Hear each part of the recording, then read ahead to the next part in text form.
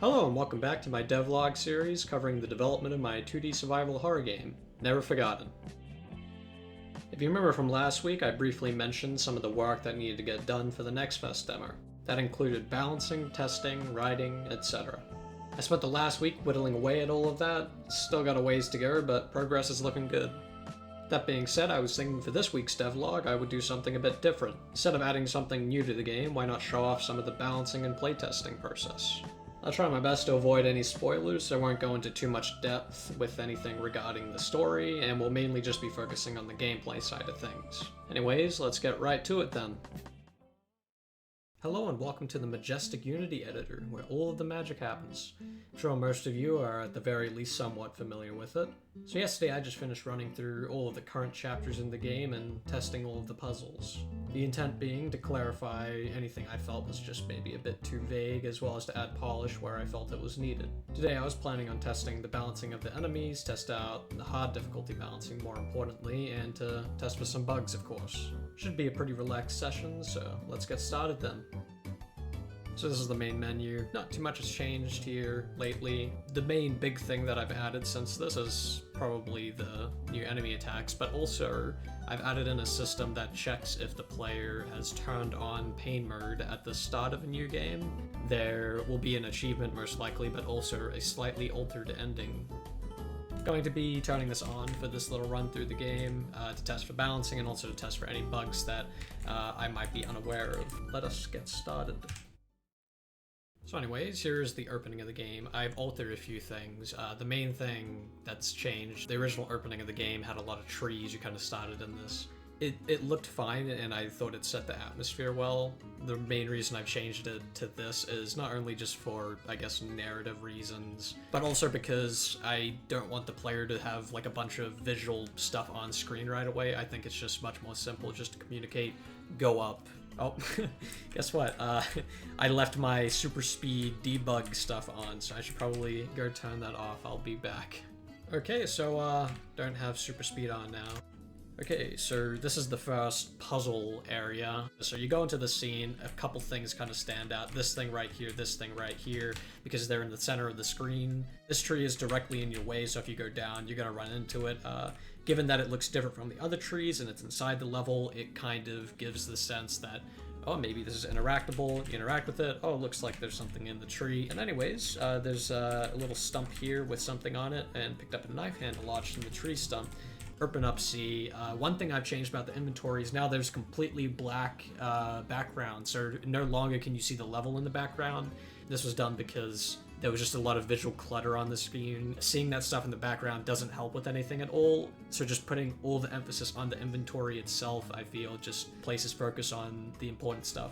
And so anyways, now that the player has kind of done this process of elimination of, now it's like, okay, what do I have left to interact with? And it would just be this little hole up here, which it doesn't draw attention to itself when you walk into the room, but it's one of those things that after you've exhausted all your other options, you know, you'll notice it. So on the left side of the map now, going down that left path, we have a few ways we can go here. We can go to this house over here, or we could go up. And we go up, there's some sort of weird creature up here, and walking out in front of it, jump scare, we got spooked. Anyways, this is supposed to be the tutorial for fighting and stuff, and in a similar sense to the puzzles where they're introduced in a very simple environment, the battle system is introduced in a very safe environment. The idea here is just to reassure the player that this thing isn't hostile, so attacking it, you know, most players when they play this for the first time, they have no idea what just happened, and I don't blame them. What I've opted for is just putting the player in a situation where they can't lose, and all they can do is try things. And there's not that many things to try, so eventually they'll hopefully get that, like, oh, that's how I attack. I can move around here, so this is where I'll be dodging enemy attack. Get to the Battle 1 screen, receive 2 essence from enemy. Something appears to have occurred nearby. Just gives you a little bit of information and such, and oh, you feel weaker. That is ominous, and it happened right after we killed an enemy. And if we take notice, before our essence was 9, now it's 11. Anyways, here we are at the end of chapter 1 here. Kind of skipped over a bunch of stuff. Just might as well use it here, and oh wow, clears the way forward. But anyways, go up here and wow, spooky. I'm very scared right now. loud sound. So anyways, let's just go straight into chapter 2 here now. And we get in a little flesh place. And if we try to go back, oh, amount of tangled flesh blocks your path.